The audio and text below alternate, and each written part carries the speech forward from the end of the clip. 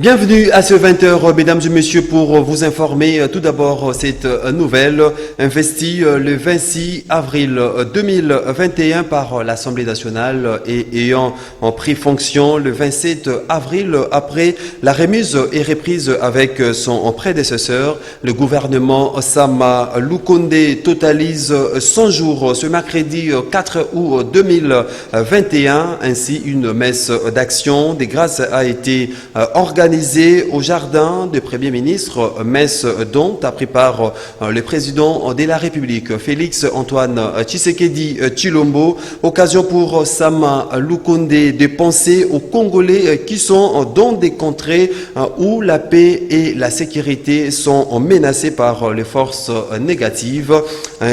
Présent à cette célébration eucharistique, l'abbé Donatien Cholet, secrétaire général de la SENCO, a félicité les membres du gouvernement pour ce qu'ils ont accompli durant les 100 jours et les a invités à demeurer dans la bonne direction. Et puis, que pensent les Kinois sur les bilans du gouvernement dit des Warriors? Dadi Louis-Damo et Bob Zamba l'ont entendu, les micros. Investi le 24 avril 2021 par l'Assemblée nationale, le gouvernement Sama Lukonde totalise ses 100 premiers jours aux affaires. Quel regard les Kinois apportent sur ces gouvernements, a dit The Warrior.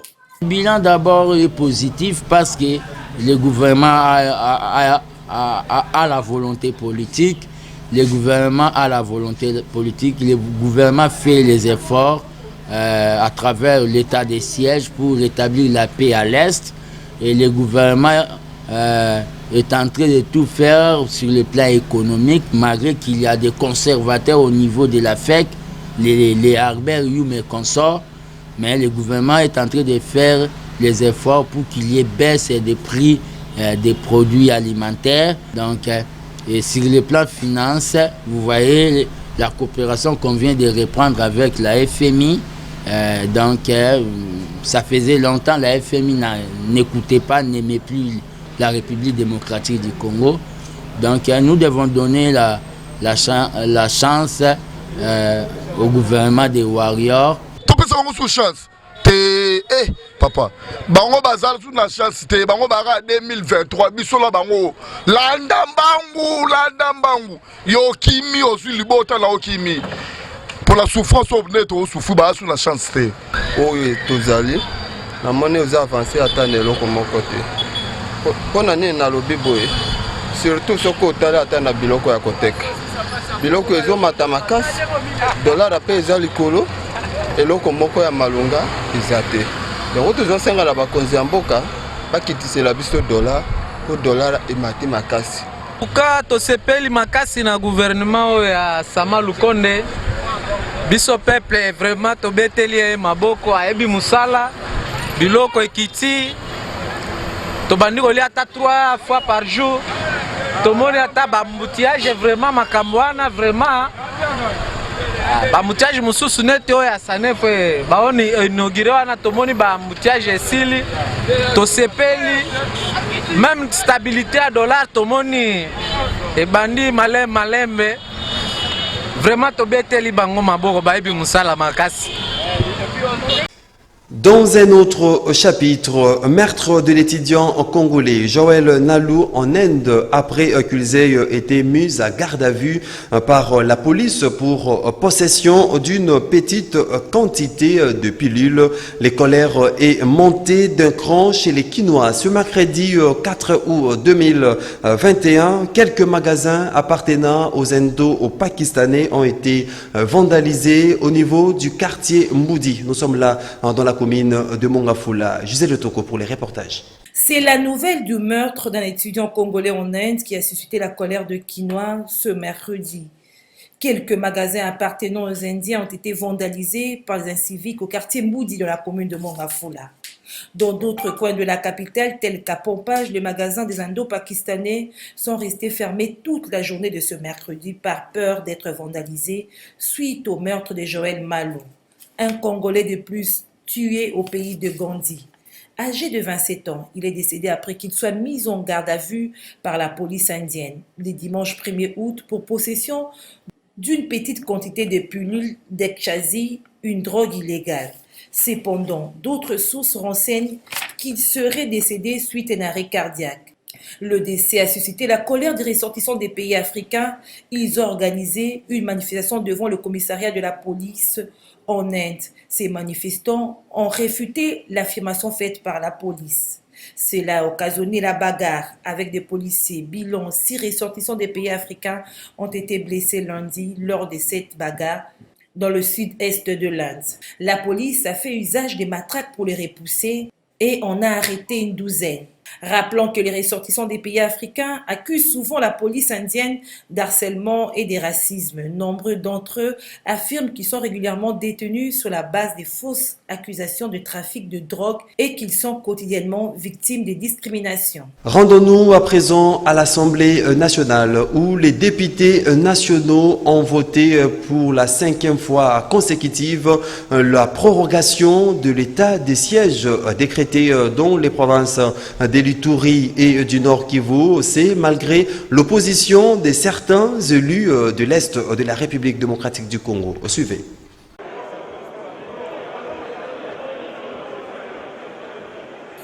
337 sur les 342 députés nationaux ont accordé un vote favorable à la 5e prorogation de l'état des sièges en Ituri et au Nord Kivu au cours de la plénière de ce mardi 3 août 2021, présidée par l'honorable Christophe Mbosoko Diapwanga, consacrée à l'évaluation de l'état des sièges décrété sur une partie du territoire national, notamment dans les provinces de l'Ituri et du Nord Kivu, depuis le 6 mai 2021. Ainsi, pour solliciter de l'Assemblée nationale cette 5e prorogation, le ministre d'État, ministre du Développement rural, a procédé à l'évaluation sommaire 90 jours après la proclamation de l'état des sièges. De cette évaluation, le ministre relève des avancées substantielles, notamment avec les traques de groupes armés dans les territoires de Rutshuru ayant donné lieu à la capture de combattants Nyatura et APLC, à la reddition de plusieurs éléments FDLR, à la récupération des armes de guerre et autres. Mais au regard de nouvelles méthodes employées par l'ennemi, les forces armées de la République démocratique du Congo méritent davantage d'être soutenues et il faudrait un peu de temps en pouvant leur permettre de poursuivre les opérations de grande envergure. Voici les résultats des votes. Ces 342 députés qui ont pris part au vote, 337 ont voté oui, 3 ont voté non, 2 ont voté abstention. En conséquence, l'Assemblée nationale adopte le projet de loi portant autorisation de la prorogation de l'état de siège sur une partie du territoire de la République démocratique du Congo. Il sera transmis au Sénat pour examen en seconde lecture. Et pendant ces temps, les élus de ces 2 provinces pensent que malgré que les choses ne se passent pas comme voulu par le peuple congolais, les grandes décisions prises par le commandant suprême sont d'une importance capitale. Ils se sont exprimés au micro des Modestes Tchitileo et Bob Zamba. Une décision louable, une décision qui convenait mieux à ces 2 provinces qui ont été endeuillées pendant déjà plusieurs décennies. Qui ont eu plusieurs conséquences. Donc on se rappelle bien que c'est une situation qu'il a rencontrée et dont il a pris la responsabilité de la terminer. Et nous étions très contents et nous sommes très contents jusqu'à aujourd'hui. Je pense que c'est une situation qui peut amener beaucoup d'améliorations encore au sein de la province. Bien sûr, on vient de proroger. Cette prorogation a été motivé par certains aspects positifs sur le terrain, comme l'a expliqué le ministre de la Défense humaine, et aussi certains constats faits sur le terrain, bien sûr, que ce n'est pas encore famé. Ce n'est pas famé. Et on a tout simplement applaudi cela pour que ça puisse au moins arriver à porter un plus. Il était de notre devoir de pouvoir prolonger encore la loi de l'état de siège en vue de permettre au gouvernement de poursuivre ses efforts pour éradiquer complètement les forces négatives à l'est de la République. C'est pour ça que nous avons voté globalement ce projet de loi ou cette proposition de loi en vue d'encourager le gouvernement dans les efforts de la recherche de la paix à l'est de la République. En passant, les députés ont félicité le gouvernement pour les efforts, également le chef de l'État, pour cet esprit, cette initiative qu'il a prise pour pouvoir décréter l'état de siège à l'est de la République. Donc il y a beaucoup de recommandations. En santé, après la signature mardi 3 août 2021 d'un protocole d'accord avec le gouvernement, le médecin ont repris du travail dans tous les hôpitaux publics en République démocratique du Congo. Enfin, après plusieurs rencontres, toujours dans le but de trouver des solutions idoines aux revendications de médecins, le gouvernement de la République et les banques syndicales ont procédé à la signature d'un protocole d'accord le mardi 3 août 2021 à l'immeuble intelligent, tard dans la soirée. À Kinshasa, c'est le vice-premier ministre, ministre de la fonction publique Jean-Pierre Liao, le ministre d'État, ministre du budget Aimé Boji, ainsi que le ministre de la santé publique Hygiène et prévention, le docteur Jean-Jacques Mbongani, qui se sont retrouvés autour de la table avec les principaux syndicats de médecins du pays, à savoir Sinamed, Simeco et Silumed, pour marquer officiellement cet accord qui met désormais fin à la grève dans les hôpitaux publics à travers le pays. Les médecins eux-mêmes, ils attendaient la signature de l'accord pour reprendre le travail. Comme nous venons de signer, et vous avez constaté que c'était un peu tard. Et de demain, 7h30, le médecin va reprendre le service à partir de 7h30 à travers la République. Conformément à la vision du chef de l'État, Félix-Antoine Tshisekedi Tshilombo, la couverture sanitaire universelle constitue les credos du gouvernement Sama Lukonde qui ne ménage aucun effort pour trouver des solutions durables à la crise de médecins publics. Cet accord signé entre les syndicats et les 3 ministères sectoriels vient de désamorcer la grève pour l'intérêt général de la population. À discuter, à dialoguer et à rencontrer les préoccupations l'une après l'autre de médecins, des grévistes, eh bien, en ce moment-là, on peut considérer que la grève n'a plus de raison d'exister. Nous espérons que les médecins vont retrouver le travail. Notre pays est en guerre contre cette horrible pandémie, la Covid-19, qui met à genoux toute la civilisation humaine.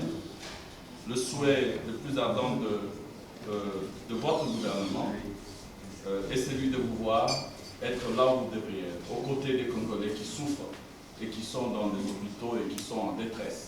Il s'y est dénoté que cet accord historique constitue un engagement ferme pour le gouvernement qui a manifesté sa bonne volonté de répondre positivement aux revendications d'ordre administratif et pécuniaire de médecins, notamment sur l'amélioration de la prime qui prendra effet à partir de la paye du mois de juillet sous forme de compléments, l'alignement de 1600 médecins à la prime des risques professionnels au T3. Et puis, dans le cadre de l'appui au processus de réforme du secteur de sécurité en République démocratique du Congo, les réseaux pour la réforme du secteur de sécurité et de justice, les centres d'études sur handicap, justice et la résolution 1325 avec l'appui de l'Oxfam ont fait une évaluation de proximité en vue de l'élaboration d'une note de plaidoyer pour promouvoir la mise en œuvre efficace et effective de cette politique publique. Pierre Modeste Chichileo nous en parle.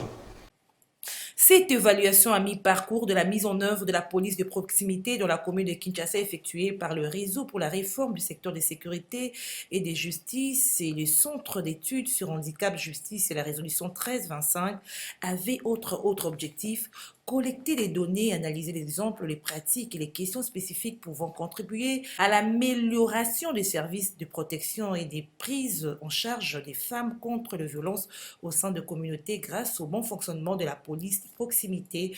Aussi, examiner toutes les informations et documents nécessaires. Ainsi, pour collecter les données, des enquêtes de terrain ont été menées dans 7 quartiers de la commune de Kinshasa et encore du chemin à faire, d'où des recommandations à l'Assemblée nationale et au Sénat, entre autres, d'adopter en priorité une nouvelle loi portant programmation de la réforme de la police et assurer sa mise en œuvre. Exhorter le vice-premier ministre et ministre de l'Intérieur à prendre des mesures d'application de loi sur la police en souffrance dans la loi portant statut du personnel de carrière de la police nationale, aux partenaires techniques et financiers d'accompagner les efforts du gouvernement dans la mise en œuvre de la réforme de la police, au commissaire général de la police nationale congolaise d'étendre l'implémentation de la police de proximité sur toute l'étendue de la ville-province de Kinshasa et à travers la République. Nous avons eu à relever quelques forces ainsi que quelques faiblesses. Et la grande faiblesse, c'est qu'on se retrouve pratiquement en train de tourner en rond. Les conditions sociales de policiers sont pratiquement à déplorer, et qu'au niveau du gouvernement central, il n'y a pas de moyens qui peuvent permettre aux policiers de faire le travail comme il se doit, et ils sont pratiquement laissés à la merci de la population, et ça devient presque de la débrouillardise. Et à ce niveau, c'est une porte ouverte vers un certain nombre d'abus, et ce rapport, c'est une exhortation pour les parties prenantes à s'impliquer pour le succès de la réforme de la police. Merci. Le résultat de ces travaux devra servir de base à l'élaboration par la suite d'une note de plaidoyer en vue de promouvoir la mise en œuvre effective et efficace de cette politique publique. Et puis, un ouf de soulagement pour la population qui emprunte l'avenir de Libération ex-24 novembre. En tout cas, les sauts des moutons érigés dans ce coin a enfin été inauguré ce mercredi 4 août 2021. Tel est le constat établi pour vous par Dédi Mujinga. Enfin, les sauts moutons RTNC, érigés sur l'avenue de Libération ex-24 novembre, ouvert au public ce mercredi 4 août 2021.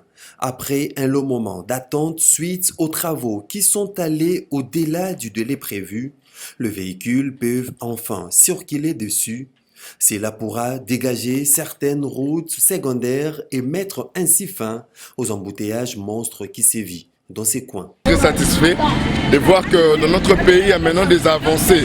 Et lorsque nous avons de plus fortes infrastructures au sein du pays, nous avons l'avantage aussi. Vous savez, sur la route 24, il y a beaucoup d'embouteillages.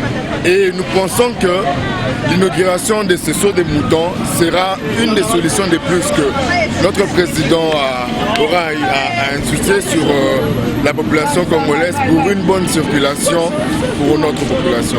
Pour la fluidité de la circulation dans ces coins, le respect des codes de la route, aussi de parking, doivent être de rigueur. Sinon, l'on risque de demeurer dans la même situation d'embouteillage d'avant. Tout à fait autre chose à présent, fermeture des discothèques, bars, terrasses. Le DJ ont manifesté ce mercredi 4 août 2021 devant l'hôtel de ville de Kinshasa. Ils réclament la réouverture de leur lieu de travail fermé depuis plusieurs semaines suite à la pandémie de Covid-19. Suivez. C'est pour réclamer la réouverture de leur lieu de travail fermé depuis plusieurs semaines suite à la troisième vague de la pandémie de Covid-19 que les DJ de boîtes de nuit, discothèques, bars et terrasses de la capitale ont manifesté devant l'hôtel de ville de Kinshasa. Ainsi ont-ils déposé un mémorandum adressé au gouverneur Jean-Tini Ngobila ainsi qu'au Premier ministre car, disent-ils, plusieurs familles dépendent du métier qu'ils exercent pour survivre. Cette situation le paralyse. Rappelons que c'est depuis le mois de juin que les discothèques, bars, boîtes de nuit et terrasses à travers la RDC ont été fermées suite à la troisième vague de coronavirus sur décision du chef de l'État, Félix Antoine Tshisekedi.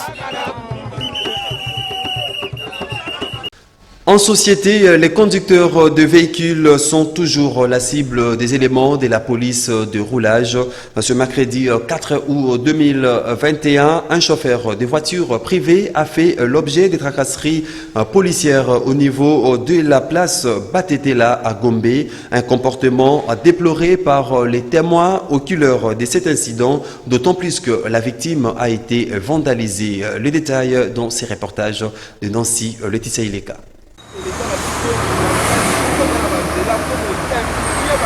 De telles pratiques ont souvent été à la base des accidents de circulation. Les disputes de volant entre policiers de roulage et conducteurs, voilà que cela se répète toujours. La scène s'est passée sur le boulevard du 30 juin au niveau de la place Batetela ce mercredi 4 août 2021. Le mauvais stationnement du conducteur de cette Jeep a suscité la colère du policier de roulage qui s'est précipité au volant. C'était le début de la dispute au volant et du siège du chauffeur. Comme conséquence néfaste, la Jeep se retrouve coincée sur le séparateur. Les témoins racontent. En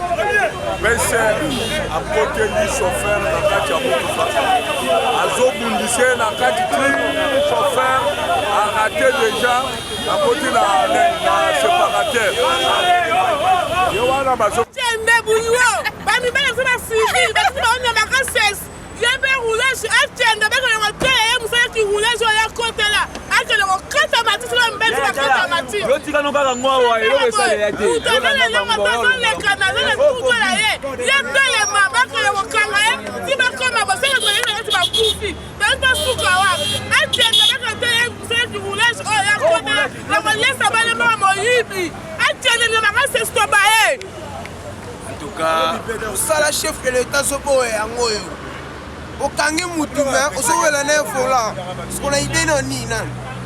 Comment on doit que comment on va fatiguer, La victime elle-même aussi n'a pas manqué d'exprimer son désarroi.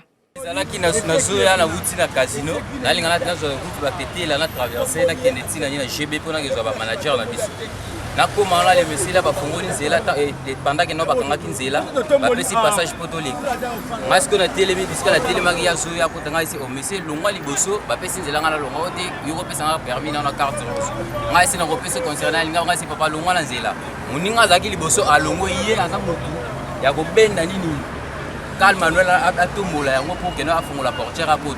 Dès que nga longwa a bendi en 2000 pena ko 2000 la portière apoti après nga la bloquer la porte neto bandi ko ya komi ko wela siko volala nga du fait que azolinga kata nga moto na kata nzela pour que no boto nga contact ne yango to ko se retrouver ko heureusement. L'incompréhension entre conducteurs et policiers de roulage, l'on ne cessera jamais de les dénoncer. À chacun de veiller au respect du code de la route.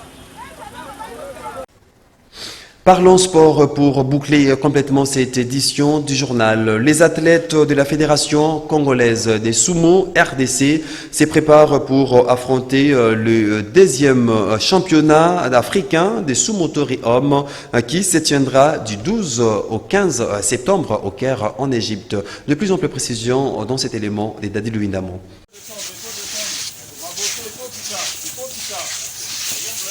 Ils affûtent des armes en marge de la tenue prochaine du 2e championnat africain de sumotori au Caire en Égypte du 12 au 15 septembre 2021. La Fédération congolaise de sumo déterminée à ramener des médailles au pays. Le drapeau de la RDC sera hissé au centre olympique des équipes nationales El Madi du Caire. Les athlètes de léopard de sumotori, très déterminés, se préparent en conséquence.